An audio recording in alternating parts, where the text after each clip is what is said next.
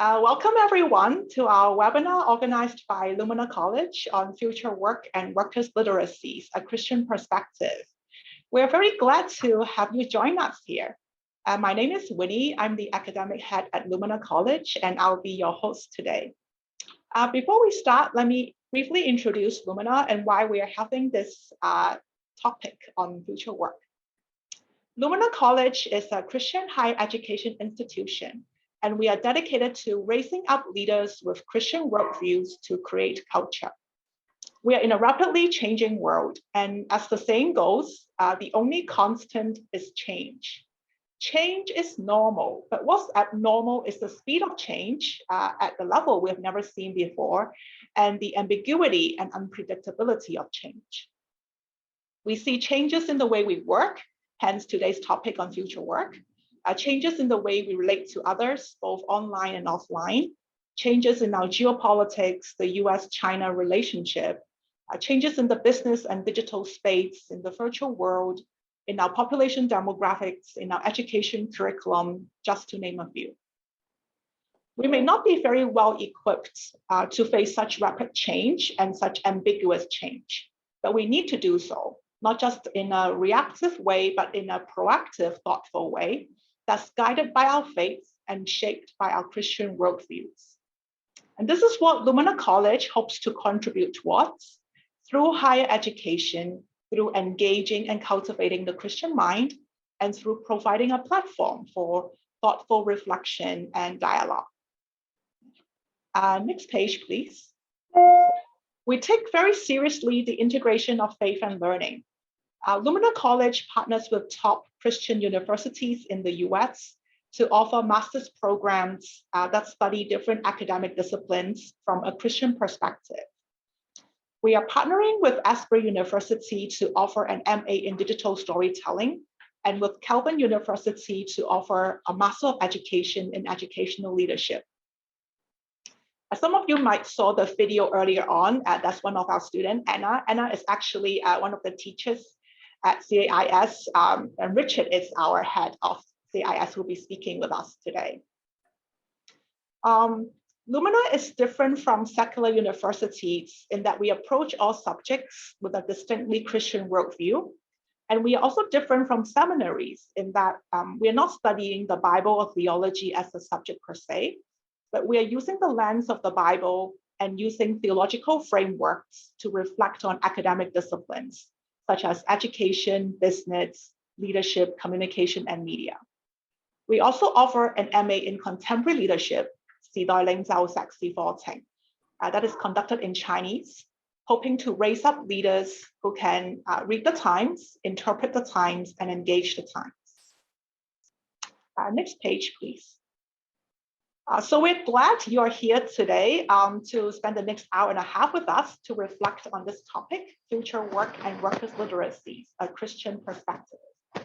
We are very honored to have three speakers with us, Mr. Richard Vanderpile, Ms. Ruby Lam, and Mr. Brad Miller, who come from different industries and professional fields. And we've asked them to share with us more from the employer's perspective. What is the future of work and what are some paradigm shifts? What kind of literacies are required of workers for the future? Each of them will be sharing for 25 minutes, and then we'll have a Q&A at the end. As each speaker is sharing, please feel free to type your questions or comments in the Q&A box below. So let me introduce our first speaker, Mr. Richard Vanderpile. Richard is the head of the Christian Alliance International School, CAIS. He has been involved in the education field for more than 37 years, 34 in New Zealand, where he served as the principal of Middleton Grange School, and since 2019 as head of school at CAIS. I've had a privilege to visit Richard at CAIS a couple years ago. Richard is a passionate educator with extensive experience in the development of quality international education. Richard has been chair of the New Zealand Association for Christian Schools and has led a number of National Christian Teachers and Leaders Conference in New Zealand. He is passionate in cultivating the next generation of leaders and changemakers and teaching them about Christ. Richard has a Master of Education Administration with first-class honors and was awarded a Winston Churchill Fellowship to research high-performing schools in the US. So without further ado, let me pass the time on to Richard. Lovely, thank you, Winnie, and let me just go here. Well, let me begin. Ko te wehi ki te atua, me whakakororia tōna ingoa I nei wā katoa. If you can guess, I'm from New Zealand. New Zealand, we have the Māori people, the indigenous people of the land, and so I bring to you a number of the traditions that we have in New Zealand as I speak to you. The greeting that I've given you says this in English. It is to acknowledge Almighty God. It is to give him the glory to his name for all of eternity. That's a part of the cross-cultural way of introducing oneself to other cultures. But there's another thing that the Māori people do is they want to build connections with you, the audience.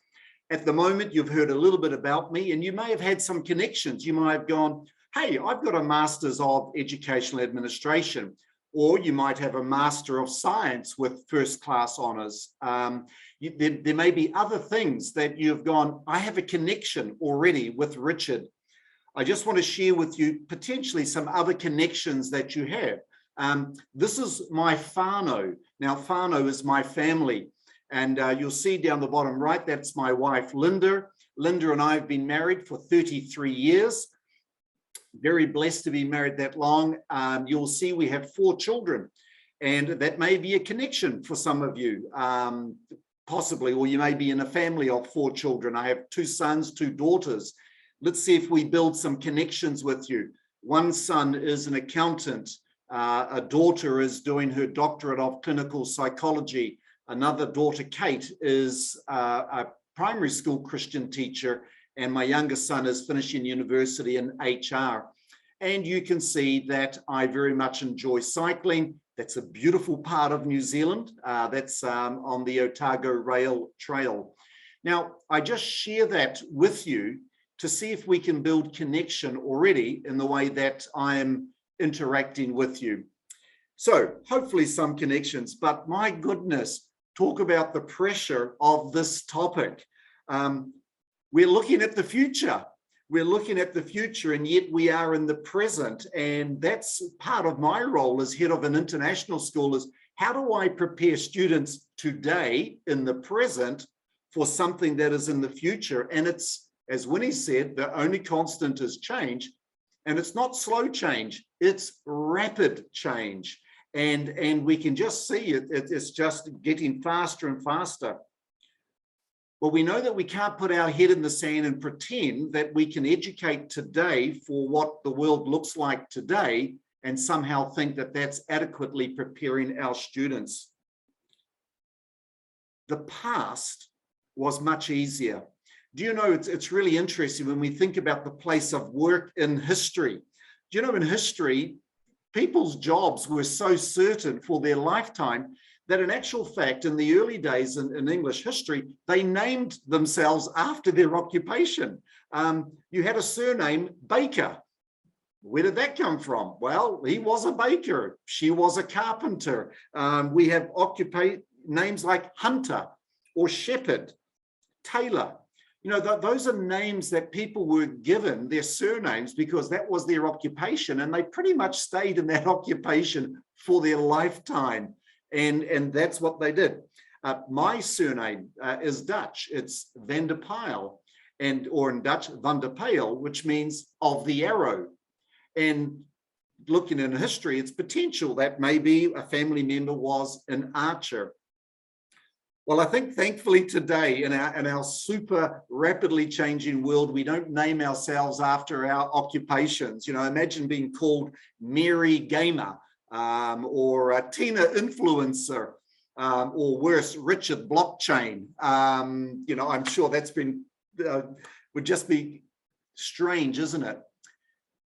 Do you know that it's not just that we are trying to think of jobs and preparing our students for jobs that don't exist today, but we also have to prepare our students for multiple jobs. I think gone are the days where you started with an employer, a company, and you stayed with them your whole lifetime. You know, the old days where you got a gold watch when you left the company because you spent your whole life with them. Today, people are changing jobs multiple times in their lifetimes. So it begs the question, you know, if schools cannot prepare students with specific skills or for a specific occupation, how do they prepare them? How do they make them work ready? And Winnie, I love what you said about Lumina College being a Christian one that does more than just an education.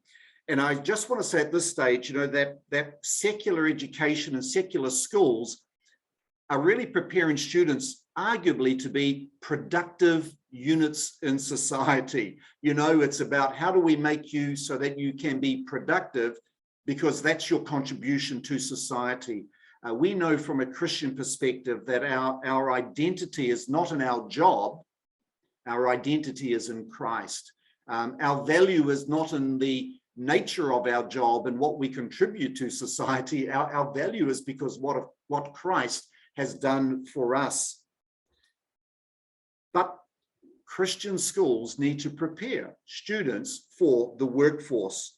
So how do we prepare them with transferable skills? How do we prepare students for these, you know, how do they optimize those opportunities that just quickly come up and that they can grab those chance or providential opportunities? The world is changing so rapidly, the digital age, artificial intelligence, these things are just building on each other. How do we prepare? I think, and I was doing some research on this, you know, there have been some hilarious predictions 20 years ago of what the world would be like, you know, in 2022 or 2020. And we just laugh at them now because we are way past that. So how do we at Christian Alliance International School prepare students for this rapidly changing future work? And I would like the input. Now, I'd like you and those who are participants, if you can think about this and write them down, and then Winnie may share them with us towards the end. You are only allowed to put down a word or a couple of words, but it must start with the letter C, the letter C. Why C? Because we are Christian Alliance International School. So what do you think, participants, are the qualities, or to use a C word, the competencies that people should have in order to prepare themselves for the future? So if you can do them in there, that would be great. And we'll see if some of my C's match up with your ones. Look, Simon Sinek, he has that big thing that says, start with the why. So why work? And I just want to share very, very quickly with that. The first C word that I want to use is the word calling. And as Christians, God calls us, and he calls us to glorify him, but he calls us to work. And we can see that very easily right from the beginning of creation. He didn't plant Adam at the beach. He planted him in a garden. And he said to Adam, tend the garden, look after the garden. So, you know, there is right from the beginning, and arguably that was before the fall. So it was obviously a good thing that God had said, it is good for man and woman to work. So we're called to work. And in Ecclesiastes 9, verse 10, you know, we are encouraged to do all of this work with all of our might. It's not mediocrity, it's with excellence. But what then, if we are called to work, is the purpose of our work? And for me, it's summed up in a number of ways, but it's in the greatest commandments. The first and the second is to love God and to love our neighbor. And our work enables us to do that. It says in Corinthians, whatever you do, whether you eat or drink, do it all for the glory of God. That's the purpose of our work. So I think that's the first C in terms of preparing ourselves for the future, is that we do know that there is a calling to our work. Now, you may work for a Christian employer and they'll go, I'm on the same page. What about working for a non-Christian employer? I think they will want anyone who has a deep sense of purpose for what they're doing. It's greater than that employee who says, I'm only here for the paycheck. Just, as long as I get the paycheck, I'm happy with what I'm doing. That's what you'll get from me. It's very transactional. I believe that as Christians, we give our employer so much more because we are not working as for men, but as to the Lord. Well, look, my next C that I have is a skill or a literacy that I believe they should have is critical thinking. It's the ability to think and critique. What does that look like? We know that it's about analyzing data. It's about interpreting. It's about testing ideas. It's about drawing conclusions. Gone are the days, even today, and especially in the future, where an employee can just turn up to work and say, this is what I do. I will not think outside the box. Now, that's an issue potentially in a country where people are worried about my performance is purely based on what I'm told to do, so therefore I will not take risks and do other things. For the future, there needs to be that level of critical thinking, the ability to discern, the ability to have so much information and go, this is right, this is not right, the SWOT analysis, all of these things. So for us at a Christian school, we've got to develop that with our students. And so it's not teaching out of a textbook. It's actually using real life examples, real life situation scenarios, and getting students to engage with that in order to really be able to test an hypothesis or test an idea against that.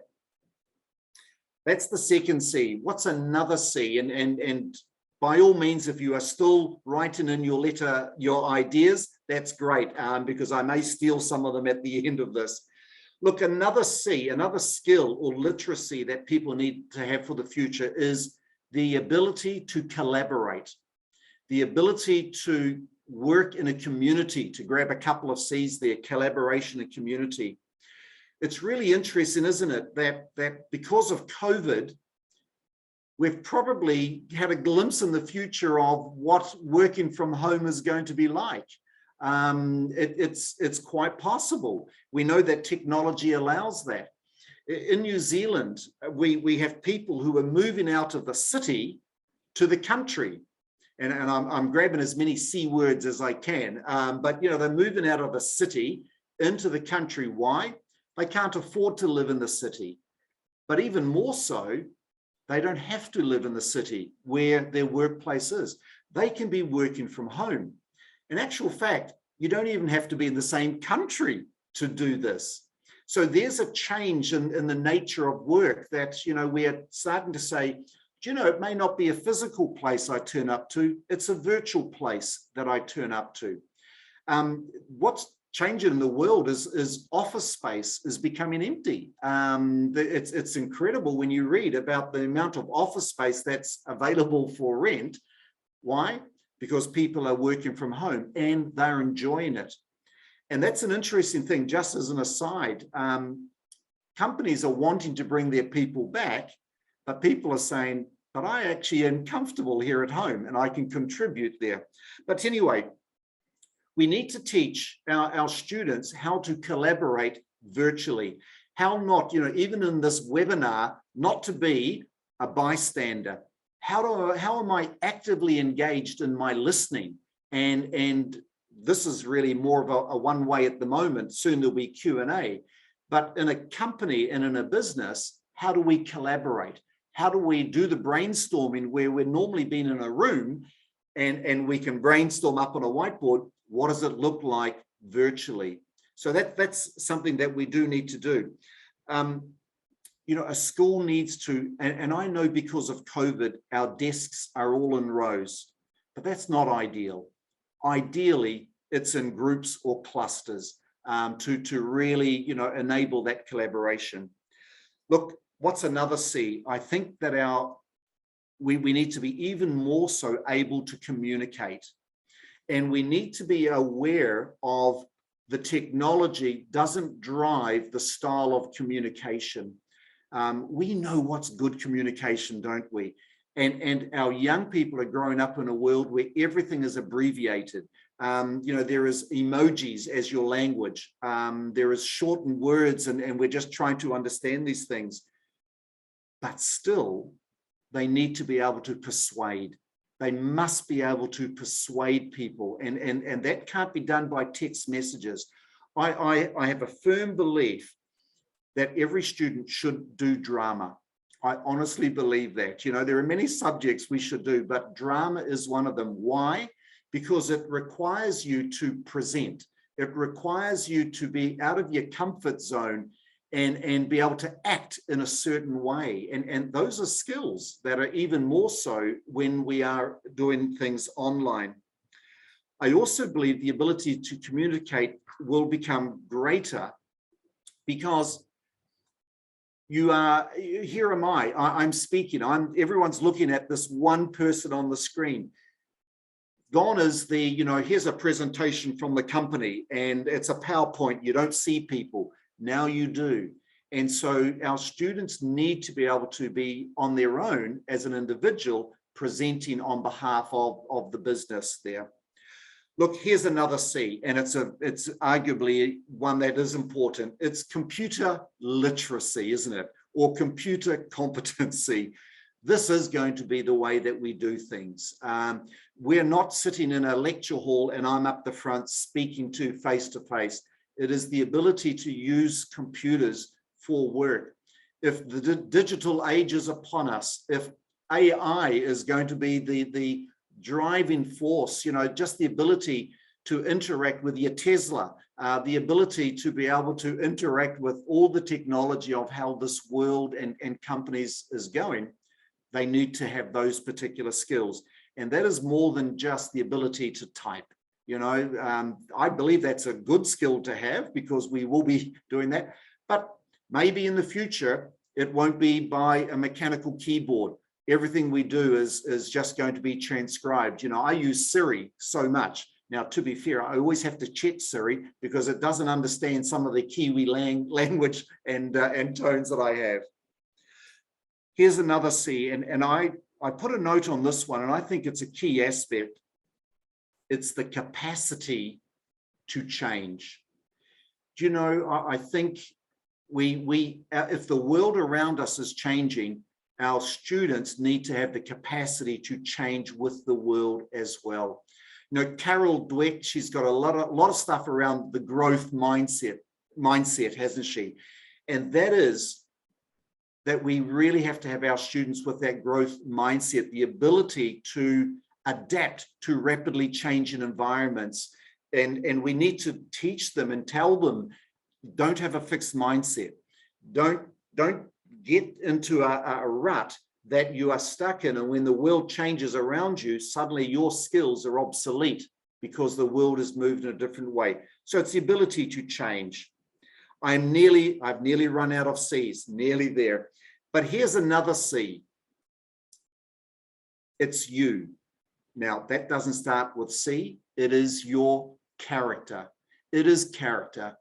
And it doesn't matter whether you've got the highest computer skills or whether you are a great communicator, whether you are top of the class with critical thinking, your employer is still employing you. And your employer wants you to either represent the company or to present to other people. So character is important. And I often, when I think about character and employment, I have two types of character or two types of virtues. There's the resume virtues and the eulogy virtues. Now, the resume virtues just have to be there. This person, Richard, was punctual to work for the 3.5 years he was employed. Richard was accurate in his work. Richard was committed. He was timely in his reports. You know, those are nice things. But when you go to a funeral and there's a eulogy, people don't tend to talk about those things. What do they talk about?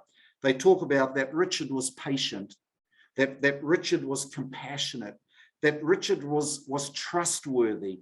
You know, these are the characters and the virtues and you know, the godliness, call them the fruit of the Spirit. You know, 9 virtues that people must have, because arguably that's what will shine through. And that's transcendent on whether we were 100 years ago doing this topic, today doing this topic, or in 100 years we'll be looking at this topic. Character is, it transcends time in that sense. The last C that I have, before I just give a rattle off, is cross-cultural. And it is that cross-cultural competency. For me, you know, if I was presenting to a group in New Zealand, I would begin with what I did by, it's called a whakatoki. It's a saying, a proverb. I would begin with that because I know that my audience are New Zealanders. You know, how do I, so it's knowing who you are working with, being aware of different cultures. We're here, we don't even have to travel to another country and then think, right, how do I, if I'm in, you know, a large country, how do I be aware of saving face? How do I not embarrass someone? Because if I embarrass someone, they lose face. That's huge. So how do I make sure I don't do that? In New Zealand, honestly, we just give each other a hard time. And I can just say to someone, that's a pathetic idea. Seriously? But to do that in this culture is for someone to lose face. What do? They close down. They won't share their ideas anymore. So it's knowing all of those things. You know, that's that cross-cultural. Look, creativity, that's another C. I won't speak about that. Chemistry, would you believe it? Chemistry is another thing. What's that? Not the science, but it's the ability to relate to people. Would this person fit in my team? You know, do they, just the way they are, do I feel that they would be abrasive or would actually be a lubricant to the type of company that I want? So in conclusion, I've rattled through a whole lot of C's. I don't know, Wendy, whether you or someone is going to talk about some of the other C's, just maybe read them out. That would be great to hear. Yeah, sure. So people have typed creativity, compassion, communicative with compassion, Christ-likeness. Yes, wonderful. And look, I'll finish on that Christ-likeness because it's my final point, which is Luke 2:52. And Jesus grew in wisdom and stature and in favor with God and man. If our students are Christ-like, then they will be good employees and prepared for the future. But, you know, what's the, I'm going off piste here. What's the greatest future we want to prepare them for? It's their eternal future. And that is with the Lord Jesus Christ. So look, thank you for allowing me to speak. I think I've just come in under time. So there's timeliness. There you go. Thanks very much. Thank you so much. Thank you so much, Richard. So much food for thought. And for our audience, please feel free to continue typing any questions or comments that you might have for our speakers in the Q&A box. So let me introduce our next speaker. Ms. Ruby Lam has extensive experience working with youth and university students.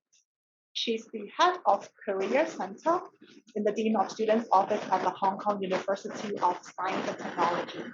She oversees graduate recruitment and internship placement for more than 15,000 undergraduate and graduate students from all academic disciplines. She also coaches many university students on their graduate school applications and administers various internship schemes and programs. She serves as the chairman of the Career Services Working Group at the Hong Kong Student Services Association. Prior to joining the education sector, Ruby worked in management positions at Cathay Pacific Airways, the Boeing Company, Capital One and Monitor Deloitte, both in Hong Kong and US. She holds an MBA and an MSc in civil engineering from MIT and an MSc in engineering, economic systems, and operations research from Stanford University. Unfortunately, Ruby cannot be with us in person today because she's traveling, but we were able to video record her earlier on so she could share with us. Hi everyone, I'm very honored to have Miss Ruby Lam with us today. Ruby is a great friend of mine. We've known each other for 20 years. Ruby is now the head of Career Center at the Dean of Students Office at HKUST. Since today's topic is about the future of work and workers' literacies, why don't we start off with this question? Ruby, what do you think would be the future landscape of work? The future landscape of work, I think post-pandemic, we're seeing a major change. One thing that we see is that working from home, or perhaps just the role itself is completely remote, is becoming more commonplace, and that will stick around, and that's not going away. So we need to be prepared for that. The other thing is that one of the things we find in the job market these days, the jobs are much more fluid. Gone are the days when the job description is very, very rigid, and it's highly linked to your training or your college major. Now you're seeing a lot of new roles created across boundaries, and it's very interdisciplinary. The other thing what we see a lot is that slash is becoming very common, meaning any workers, they would have multiple identities, and they might be doing a lot of side gigs or just doing very different roles at the same time. Especially with young people, we're seeing a lot of that. And the other thing that I think it's very interesting, and I think a lot of people don't expect to see that, but it's definitely happening, is with social media, the integration of personal life and work life has become one. And so what happens is, gone are the days when you can just show up to work in one self, and you can return from work to another self, and the two roles actually don't interact. We are seeing, because of social media, we are seeing the two intersect quite intimately, and therefore being true and authentic to yourself becomes very important. And that's also very important in the workplace as well. Oh, for your last point, it's interesting because wouldn't that mean that it's very difficult to separate like your personal life and your professional life? Like, what about the boundaries that people are supposed to put around their work and personal life? No more boundaries, basically, right? So like when you're working, think about when you're working from home. There's no time you get off work. There's no time you start work, right? You're always working or you're always not working. And I think when you see what social media is doing is actually mashing those two together virtually, right? And so the boundaries are going away, and we need, you either resist that or we just need to embrace that. And it's even more. And what we're seeing is that because the boundaries are melting away, people who really still want to keep that boundary are really struggling because the social media does not allow that to happen. And so it's become even more important that one finds a vocation that aligns with the values of that person, so that he or she can be true to himself and herself at work as well as outside of work. I like what you said about finding a vocation that aligns with your true values. So I think this really speaks to our second part of the question about what kind of literacies that you think future workers should have. Can you expand a little bit on that? Yeah, so one of the things we learn from the past is that we go to school and then we work, right? Now we go to school, we work, and we go to school again, we work, and we go to school again, we work, right? That the learning doesn't stop as you move, as you progress in your career. And that concept is very, very different from back in the old days when we thought school ended after you leave college. And so the ability for somebody to learn, unlearn, and relearn becomes extremely important. So that's one thing. But the other thing also is, if you look at the jobs right now, the jobs in 5 years, 80% of them would not have been created today. Which means, how do you prepare yourself for jobs that you don't even know they exist right now? So the only way to do that is to ensure that you have capability to learn and relearn and unlearn all the time. Now, in the old days, we can say, oh, for example, a lot of our students would say, oh, I'm a very math person.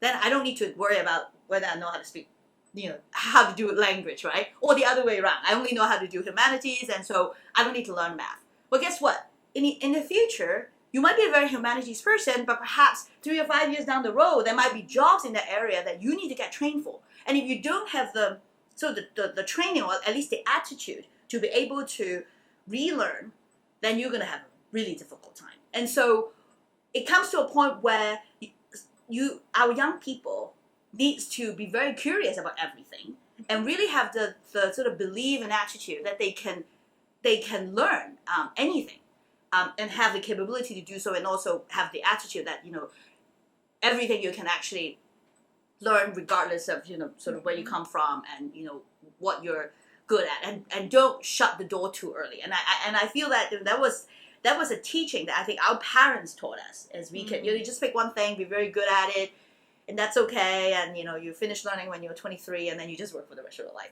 That's not happening anymore. I think what you said about the relearning and learning is really important. And it reminds me also of this tension between, like, should I be a generalist or should I be a specialist? Since I know that in like traditional college training, like we are trained to be in a specific discipline or specific specialty. Like, how do you think like future workers or future college graduates should navigate this tension between like being a specialist and being a generalist? So to be honest, the answer is you need to be both. and I know that is very hard, and that's a lot to swallow. But you actually do need to be both, because you might be specialist in this one day, and you might need to be a specialist in something else in 10 years, right? How do you make that transition, right? Otherwise, your skills becomes obsolete very quickly. And I think I feel pity, to be honest, not pity, but like I really feel for the young people these days, because as I work with them all the time, right, 18 to 22-year-old, they are entering into a world that is so much more uncertain compared to, like 20, 30 years ago, right? They enter into a world where nobody can tell them what the career path is going to be. Nobody can tell them, if you major in X, then you will be set for life, right? That's gone. So how do they navigate? How do they choose what to do? It's very, very tough. And so the best way for them to prepare is say, okay, well, at this point, I'm very good at this thing, so I become a specialist. But at the same time, I need to ensure I have enough, kind of basic training in other areas, and also an open mind and an open heart, that they feel like, oh, you know what? I have the confidence and ability to tackle on anything in the future. If the market changes or if the situation changes, I can always pick up something new. And that is incredibly important for this younger generation. How do you keep up this passion for like always learning, always picking up something new, always being curious, as you were saying? It's just having this like very like strong can-do attitude in life, and let me be this way. First you need to expect that it's happening, right? If you walk into a world where you expect it's changing all the time and is very uncertain, then at least you're prepared for that. So being aware of that. The other thing is just understanding that. So in engineering, we have something called clock speed, right? So it's like that's just how quickly things evolve and change. They are living in a much faster clock speed than our time. So like our parents, they could be in the same job for 40 years. In our generation, we might switch careers 2 to 3 times in our lifetime. In the younger generation, they're switching careers maybe 8 to 10 times. And I'm not talking about companies, I'm talking about careers 8 to 10 times. Right? That's a lot of changes in their life. So just understanding that and recognizing that, so that, then it will work out. And you when you know it's going to happen, then you don't feel like when the time comes and you will just be thrown off and feel like, I'm not prepared for it. Yeah. I do have one more question about what you said about authenticity earlier on. Like, I know a lot of people, like, ideally they want to embrace their life purpose, embrace who they are created to be, what they want to do. But oftentimes there's also this very practical requirement that, well, if I can't find a job, I can't find a livelihood, I can't earn enough money to keep myself going. So I felt like I'm forced to go into a field or forced to take up a job that I don't like, and hence I cannot be authentic to myself. Like, what would you say to that? So I get this question a lot in my consultation with my students, right? You happen to like something or be very good at something that happens to have no market, okay, or no money. so what we're seeing in this generation, that's when a lot of slash comes in, right? You could be doing a job to pay your bills, and you can doing something else that really fuels your passion. Those two actually do not contradict each other. Or what we're also seeing, we're seeing increasing a number of fields, and our young people are very, very creative in doing that, is to create new areas that can integrate both. And we are seeing a lot of examples with that. And so I'm actually very optimistic. We will see a lot more of that going on, especially with the creative industry. Like it used to be, if you're very good, you'll be a starving artist. But, if you're good at arts and, in the creative industry is probably something that doesn't pay. If you look at what Silicon Valley is happening right now, they're hiring a lot of artists, right? Because they need to create games and all that. So we are seeing new fields created that can sort of feel both passions. And in case if you can, actually, if a young person goes to do one job that pays the bill and does something else on the side that it's kind of what he's called for, that's okay too. But because at least when you're doing a job that pays your bills, you are doing that to pay your bills so that you can sustain the other part of you as well. So those two actually don't contradict each other. Great, thanks. Let's take a break.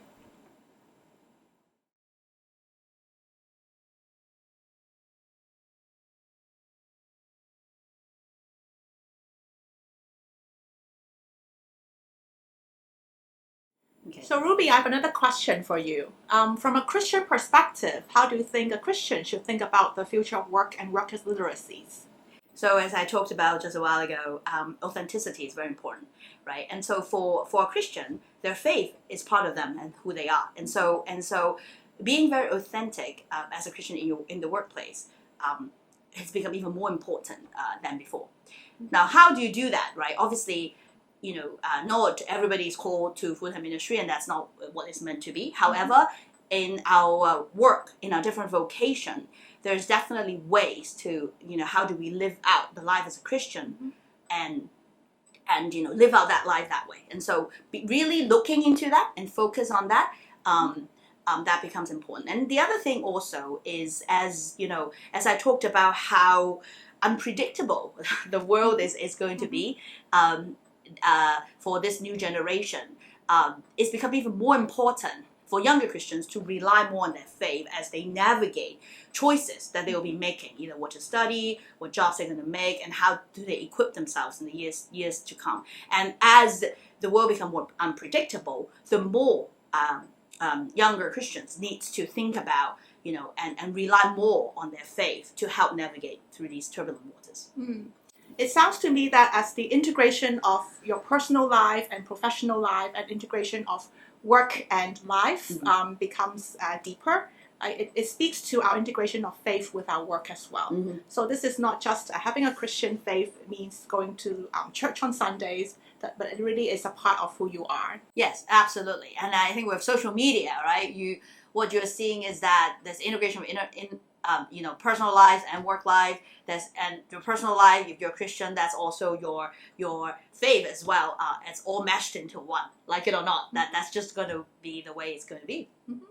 So I know some in our audience are especially college students thinking about what to do in terms of their future work and future career. What kind of advice would you give to them? I think number one, is very important, is don't put yourself in the pigeonhole too early. And I think a lot of our students, one of the things they like to do is they look at, what grades they have in high school, and then use that to say, oh, I can do this and I cannot do this, right? And then they pigeonhole themselves. And that's very unwise, because you want to keep your options open when you're young. You want to keep yourself agile and be able to pick up anything, anytime along the way. And so try to keep an open mind, be a bit curious about everything and give it a try. Don't shut yourself out too early. And I think that, there's a lot of high helicopter parents around, a lot of very achievement-focused culture going on. And actually, that is forcing our younger generation to more pigeonhole themselves, because it's much early on that they start to say, oh, you know what, I can't do this, right? Or this is not for me. And so they just further narrow what options they have, and that's not very good. So I would advise keep options open. Don't worry about how many trophies or what grades you've got, but just really understand, that might be some point you will need that, just keep going, keep trying, and that's okay.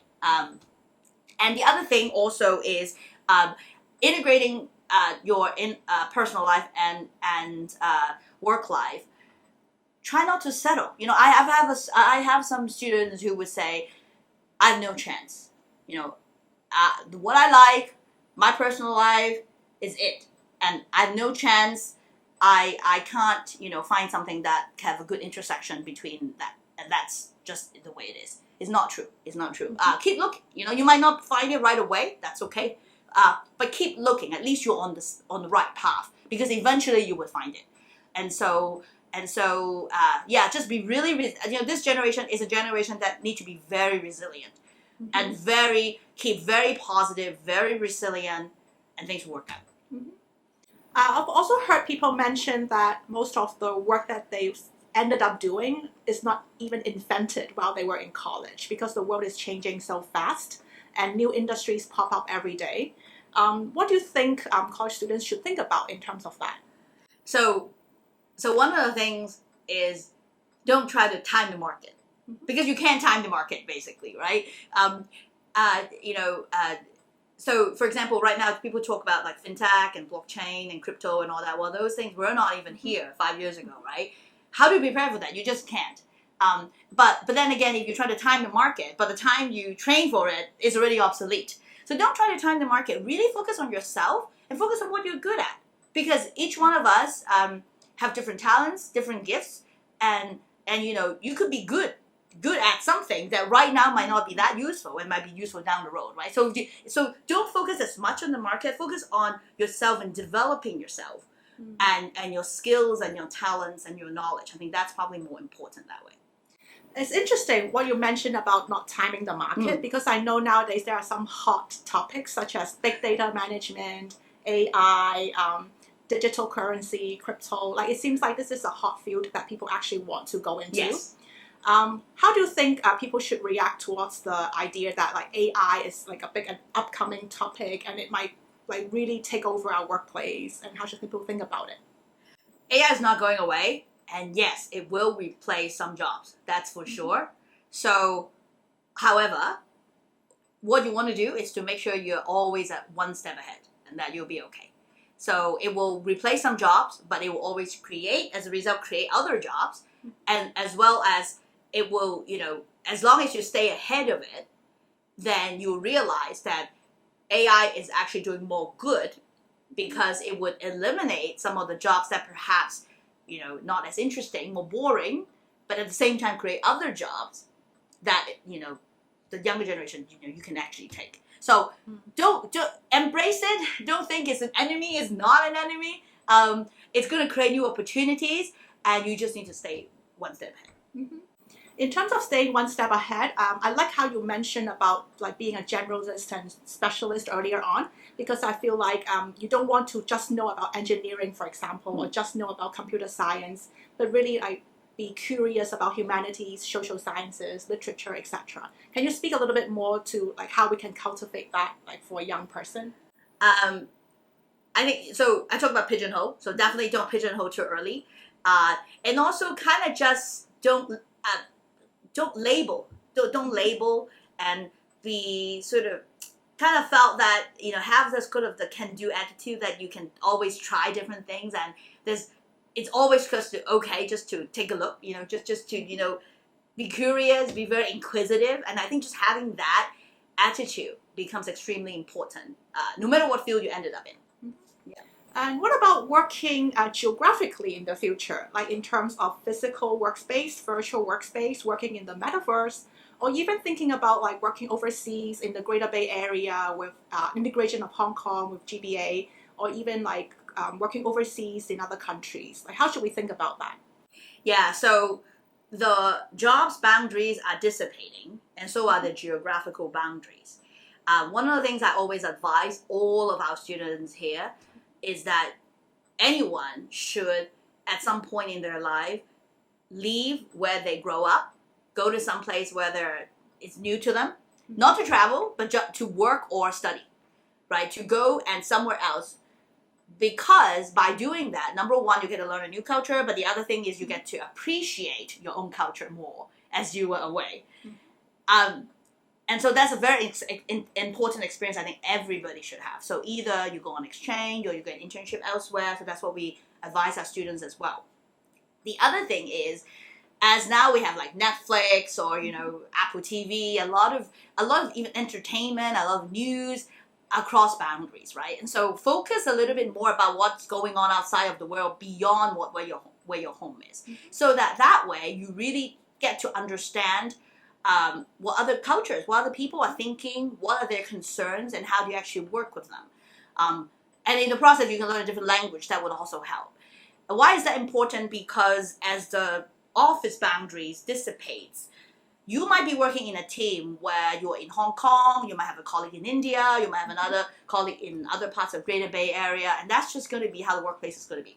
Metaverse is just an extension of that, right? So you would be interacting with people who are physically in different parts of the world, maybe in the metaverse, right? So the cultural because as the boundaries dissipate, your cultural competency become ever more important compared to before. Mm-hmm.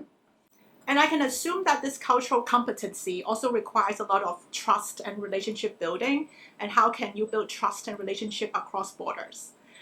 So I just want to thank you, Ruby, for this time together. It's really a pleasure talking with you. Thank you so much for having me. Thank you. Thanks, Patrick, for showing the video, and thanks, Ruby, again for sharing with us. As Ruby ended on the note about living and working in different cultures, I want to now introduce our third speaker, who has a lot of experience working in different cities in different parts of the world, and who actually knows a lot of languages. Mr. Brad Miller is the founder, CEO, and chairman of a new media startup company called 72 Dragons, headquartered in Hong Kong and operating in Hong Kong, Shenzhen, Mumbai, Qatar, London, New York, and Honduras. 72 Dragons started with a staff of 3 people 3 years ago and now has 75 employees worldwide. They focus on film production, design, written media, digital and physical publication, social media curation, digital curation, and digital media. The startup is building out the metaverse for media services and transforming how media content is generated, produced, and distributed. Before working at 72 Dragons, Brad spent 32 years working at JP Morgan, a global investment bank, where he worked across virtually every trading product. He lived twice in London, was based in Paris early on in his career, and has been based in Hong Kong for the last 12 years. Throughout his career, he managed global teams wherever he was located and traveled frequently throughout the world. Brad is a graduate of Calvin University. Calvin is one of our partner schools at Lumina. He majored in economics mathematics with a concentration in German literature. He has served as president of the Global Calvin Alumni Association and is also a member of the American Chamber of Commerce in Hong Kong. Without further ado, let me pass the time on to Brad. Thank you, Brad. Thank you. Let me try sharing again. Here we go. So, literacies and competencies go together. One has to become literate before one can be competent. And I think that's the challenge between developing your skills and being aware of the world around you. We're going to talk through here 9 literacies. We'll go through one slide at a time. But also 9 competencies as well. And certainly I see the importance of these as we grow this startup. So first of all, the most important, I think, literacy and competency that new employees need to have are proactive communications across many forms of media. And so that means knowing which form of media is right for what type of communication. So for example, email is essential. Email really replaces the old office memo of the 1960s. So email is really quite essential for communicating in more formal contexts, and particularly because you must pay attention to who you copy. And this has been one of the biggest challenges for us as a startup, is to teach people that they need to copy the manager of the person they're talking to and their own manager. And so that email traffic replaces the conversation in the office. So the single office of many years ago is definitely gone. Now, I was blessed enough at JP Morgan to be able to manage global teams and use Cisco software, much like WebEx, but much more extraordinary, called Telepresence. And I can honestly say in the last 20 years of my career, I can remember very few meetings that happened only in person in a conference room. And in any given day, my team was distributed all over the world, no matter where I was living. I lived in New York, London, Paris, and here in Hong Kong. But my teams were always all over the world. And this really is, I think, not just the office of the future, it's really the company of now. So when we started up 72 Dragons, we didn't follow the Silicon Valley model in a garage. We actually started up in all those places that you just saw on your screen simultaneously. It's the benefits of different training, different cultures, and also realizing that our targets were global clients and that we needed to speak to global clients in local languages and local cultures. Gone are the days, really, when I'm the guy that's going to go and pitch to every client. So messaging is also important, but one must be careful with messaging to be sure that the communications are absorbed across teams. Then last and most important is this form of communication we're having now. It's the Telepresence, the WebEx, the Zoom, the Microsoft Teams, and your literacies should be in the different softwares. And you should have accounts in the different softwares and be able to use them. So sometimes when I speak to big corporate clients, I need to do so on Teams. Sometimes it's Zoom, sometimes it's WebEx. And there will be more of these methods of communicating in the future. So I think this is the most important of the beginning literacies for people entering the workforce, is to not only understand the different communication mediums, but understand what kind of communication is correct for which medium. The second and very important literacy, and I've heard the others speak to this, is really understanding other cultures. So, you know, the traditional model in the 80s, when I graduated from Calvin in 1986, is that you're going to go to work in an office, a physical office in a physical place. And if anybody was talking to people in other places, those would be the much more senior managers. But as I told you, when I entered Morgan, and I am one of those people that went from Calvin to JP Morgan and spent 32 years there, but I probably did 45 different jobs in 32 years. It was a dynamically changing industry and business, and of course, enormously competitive. So some of the cultural literacies I had to learn, nobody taught me. For example, when I moved to France, did you know that in France, if you deliver a presentation to colleagues and they start engaging and are very critical and say, no, this is wrong and this is wrong, and have you thought about this? That's a very good sign. It doesn't feel good, If you're an American or from New Zealand or from the United Kingdom, it feels rude. But that's a function of the French education system, which really was in the modern era put in place by Napoleon. If your audience in France is quiet, you might be tempted to think, wow, that was a success. It was actually a failure. They were quiet because they weren't interested. And if they're interested, they will criticize. And so that becomes a whole kind of cultural cross-interpretation that is necessary. Did you know that in Brazil, even at JP Morgan, it was not unusual for a 1-hour meeting to start 50 minutes late? And there was no issue at all, culturally speaking. And then that meeting might go on for another 2 hours.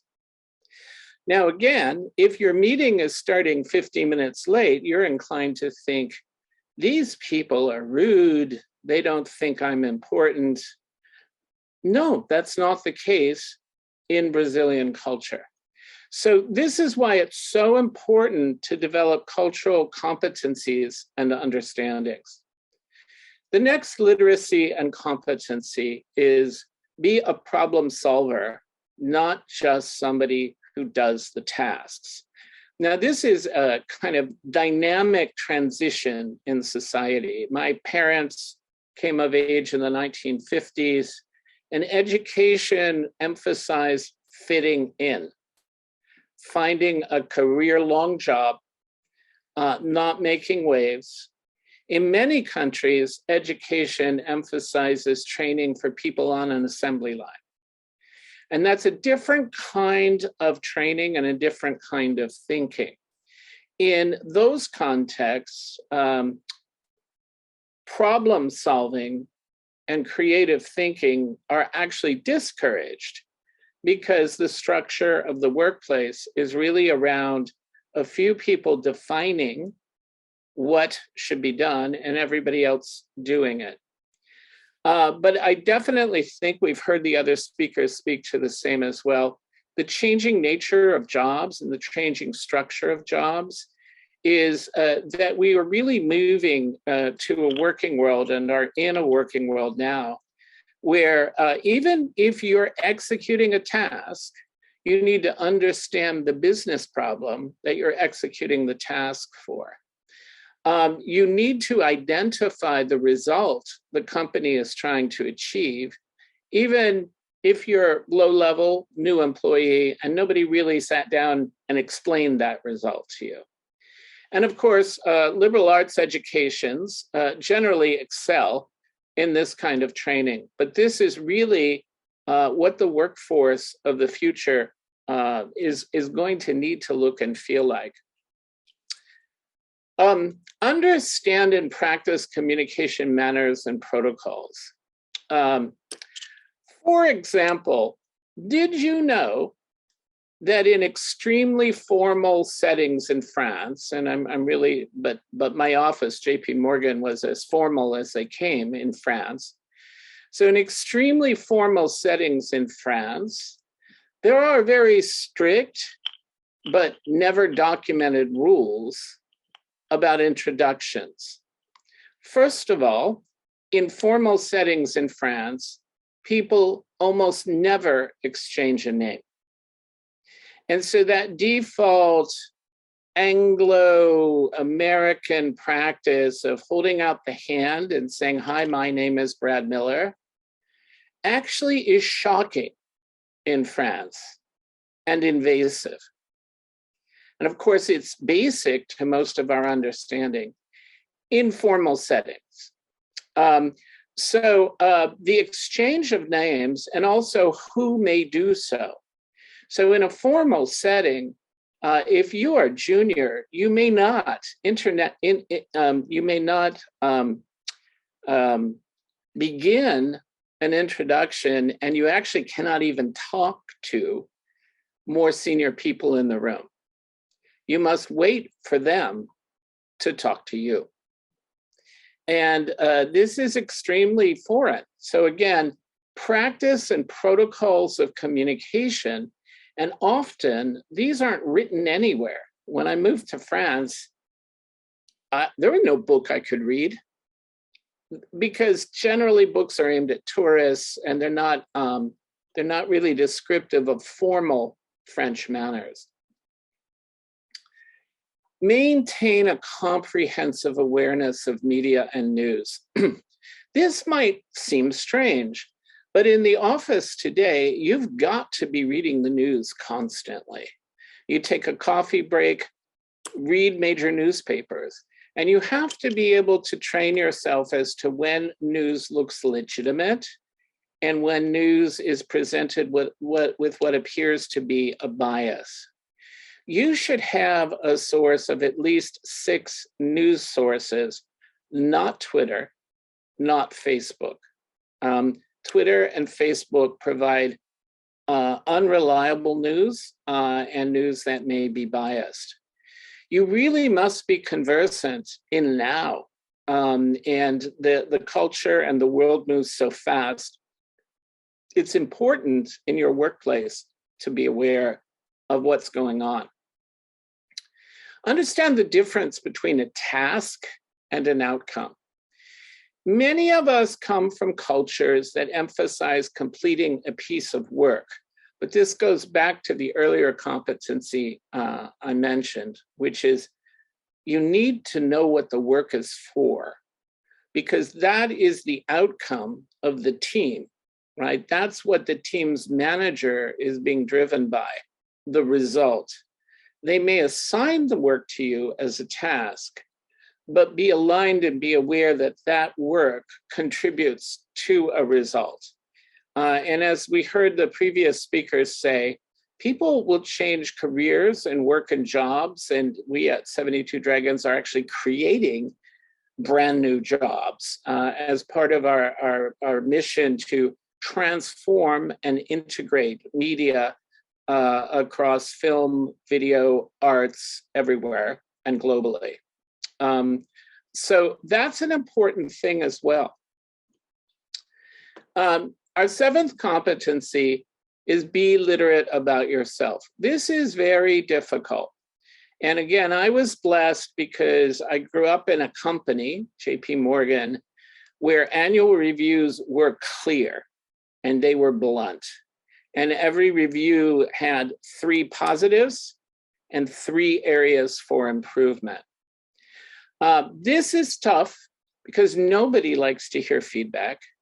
Nobody wants to know what they need to fix. And in very many offices, this practice of clear feedback isn't present. And so you will get vague positives and not feedback. It's important for each employee to reflect and understand where they're really at.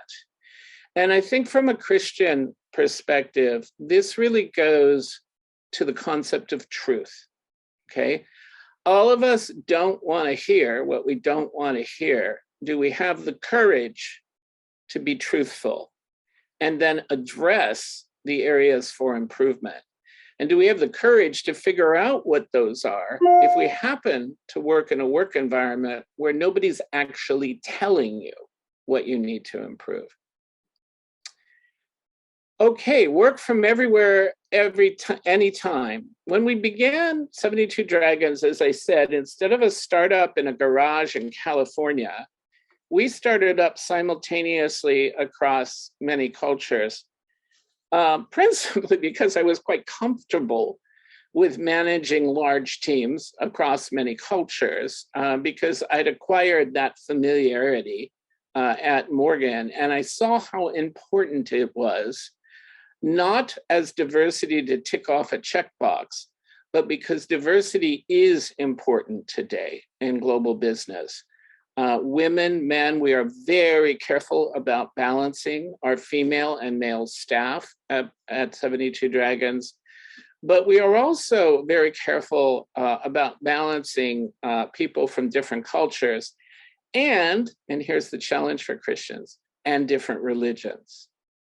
You can't really operate in India if you're not hiring staff and open to hiring staff who are Muslim, who are Hindu, and that poses a challenge for those of us who are Christians, particularly if we've come from a culture where the culture is kind of majority in background Christian, even if folks are not actually Christians, the cultural framework is from a Christian point of view. And I think this forces us as Christians to look very carefully at what our responsibilities are to other people and what God asks of us in terms of loving our neighbor as ourself. But we can't operate a business if we're only going to hire Christians in certain locations. And Hong Kong is one of those. Quite a few people in Hong Kong are not Christian. And that faces some challenges for new staff. What am I think about that? You know, what is a Christian company? What is the way I engage? Do I evangelize in the office or not? Those become very personal questions that staff will have to work out, particularly staff operating in Asia. And then the last one, and this is an important one.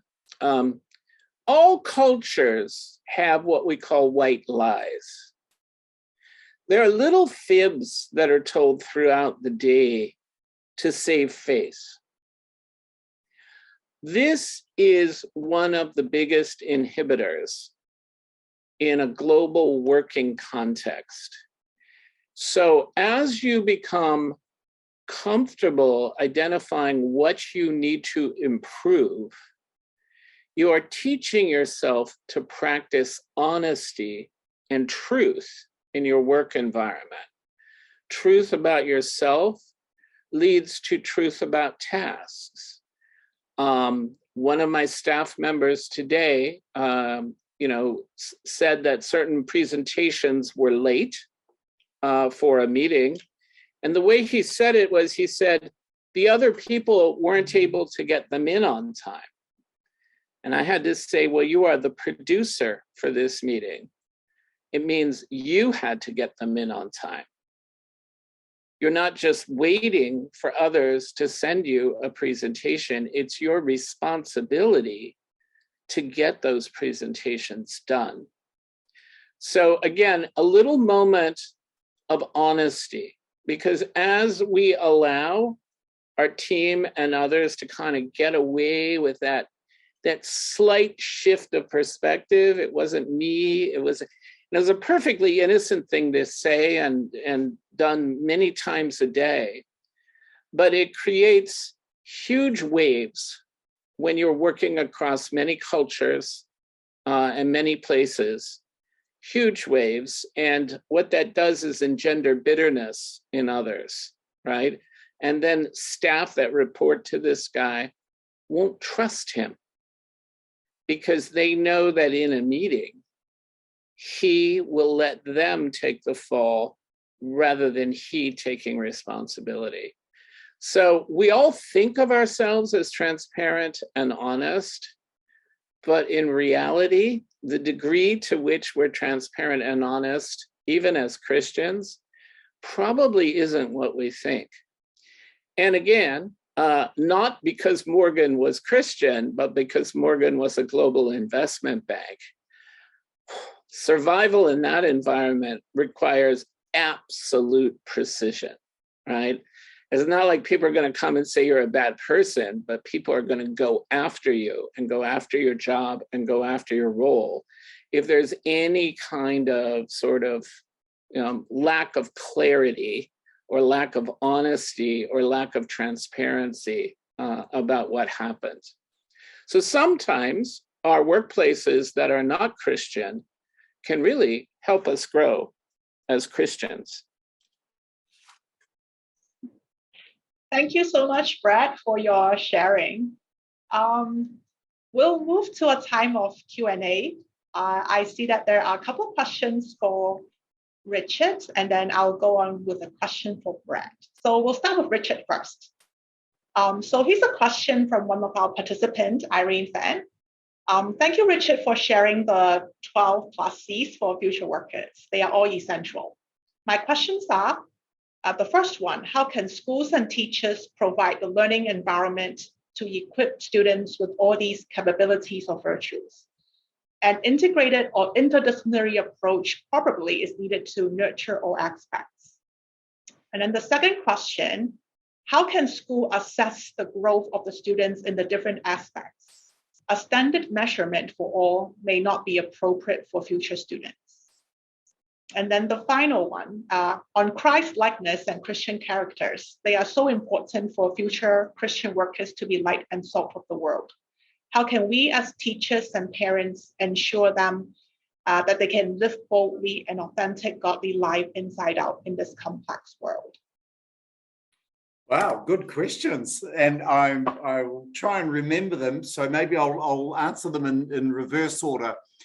The last question is very important. And I think the Bible talks about, that a pupil becomes like their teacher. So I think the first thing is authenticity, and Brad used that word as well. Students need to see authenticity in their teachers, and the whole practice what you preach type thing. And that applies for us as parents, which is often the tough thing because our children see us at all times. So I think we really do need to model them. And that's why at a Christian school, for Christian Alliance, all of our teachers are Christian teachers. So there's the first thing that I think, for a Christian school. I think we've seen places like Harvard, Princeton, Yale, originally godly seminaries, and now so far removed from that. Why? Because they started to, we need a philosophy teacher. We can't find a Christian one. Let's get a nice non-Christian one. That's the thin edge of the wedge, and then you lose your ability to call yourself a Christian university. So that's the first one. And living it out, I think, is always the tough thing, but students do need to see that. The next one, the middle one, was about how do you measure that? Do you know that's a really tough thing? How do you measure your process of sanctification? How do we individually measure our growth in our relationship with the Lord Jesus Christ? Well, we can do it a little bit more easily personally because we know ourselves well, and we do hope we see an increasing growth in our godliness. Do you know that sometimes the most important things to measure are the most difficult?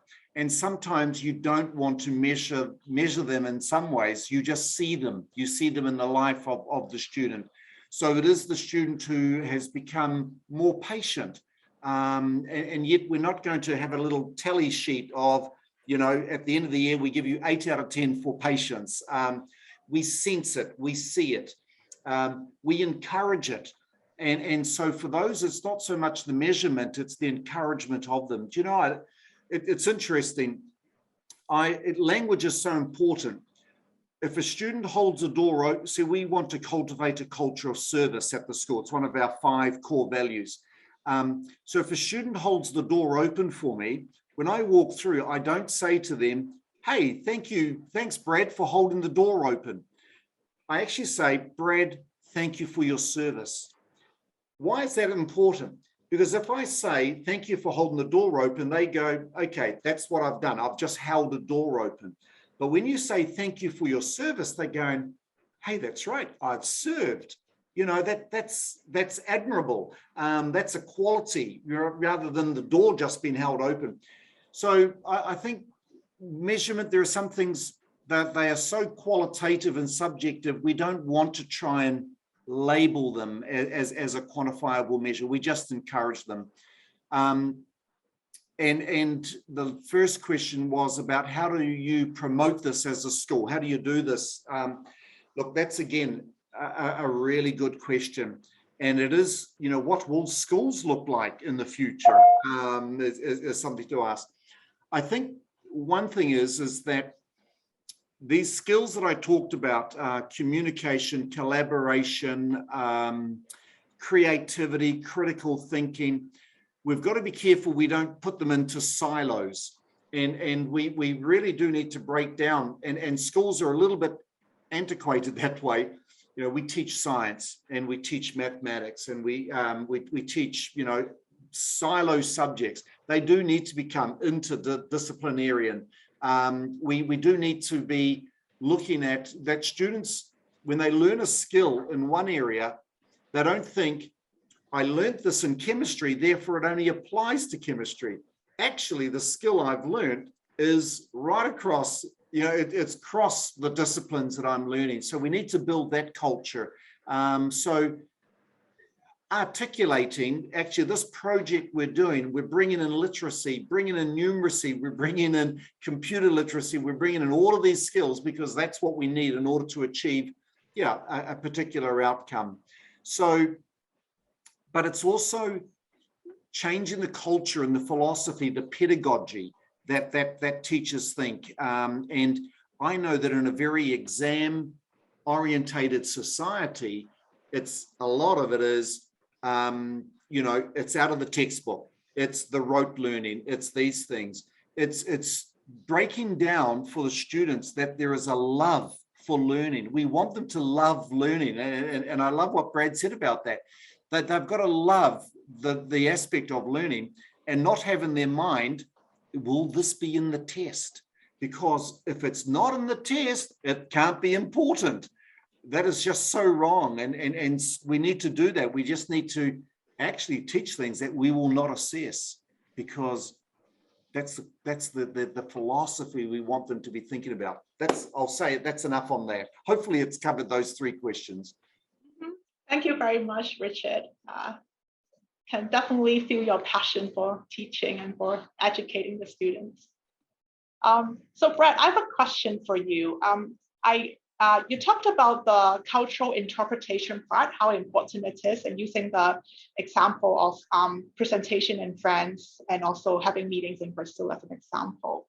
Can you share with us a little bit more about how you can go about building a global team with people from different cultural background, especially when so many things are done online now? Because there's a lot of employees today who said that it's much more difficult to actually connect with people, like in the kind of chemistry way that Richard was talking about earlier on, when you don't actually see that person in person, you don't hang out for lunch or dinner anymore, you don't meet for coffee breaks, you cannot observe someone's like nonverbal cues on a computer screen. So how can one actually break through these kind of cultural barriers and build a great team?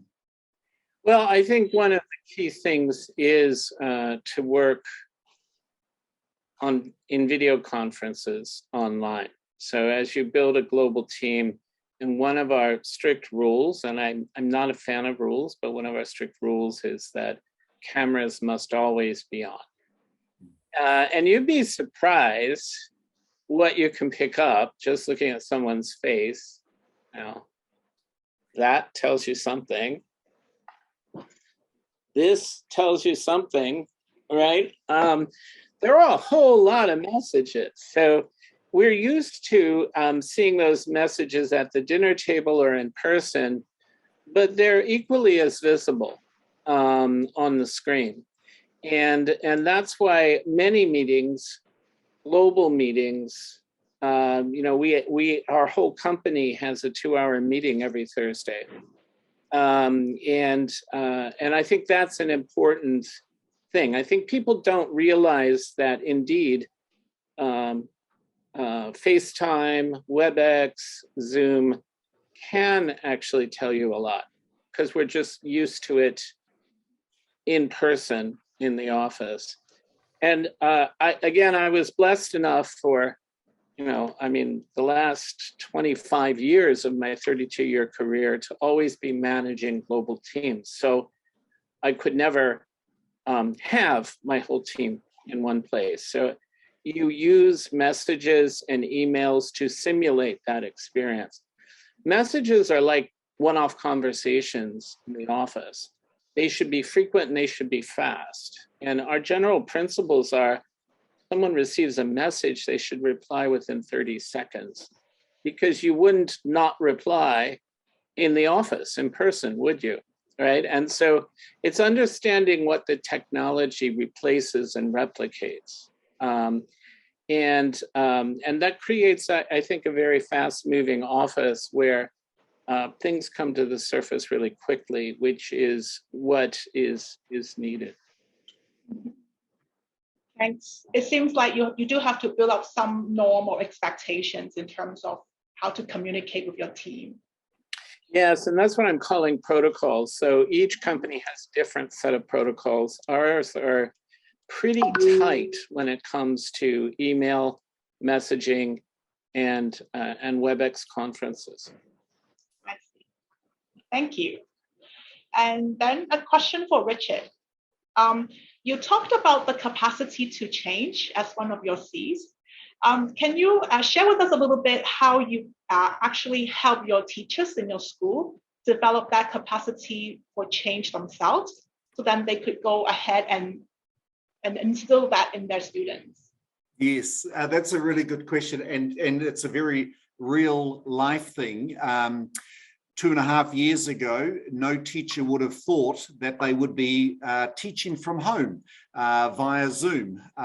They would have naturally assumed that they would turn up to school every day and they would stand in front of the class and maybe use a little bit of technology. And then suddenly the government closes schools. And obviously we need to teach from home. And it's not the same where you have the physical whiteboard anymore. So for us, that was an enforced change on the school, and it changes the pedagogy. It changes even the resources you use to present to the students. You are not physically handing out things anymore. So how do we do that? Look, there was a lot, to be fair, it was a steep learning curve for all of us, because even as the leaders of the school, we had not anticipated that this would be something we would have to do. So very blessed to have a senior leadership team and teachers. Honestly, even teachers were just coming up with the ways to do it, sharing it, and saying, hey, I found a really good way that you can do this presentation. Here, so it really was from within the school, ground up, as well as senior leaders researching the way that we do it. So, yep, and it was just that steep learning curve. So that was an enforced capacity to change.